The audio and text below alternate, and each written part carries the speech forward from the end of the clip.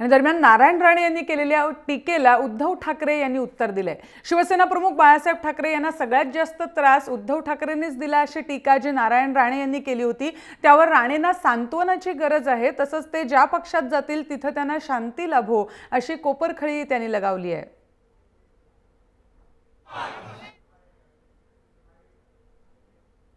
राणेंना सांत्वनाची गरज आहे, त्यांच्या मनाला कोणत्या तरी पक्षामध्ये शांती लाभो असं मी ईश्वरचरणी प्रार्थना करतो। राणेंना सांत्वनाची गरज आहे, त्यांच्या मनाला कोणत्या तरी पक्षामध्ये शांती लाभो असं मी ईश्वरचरणी प्रार्थना करतो।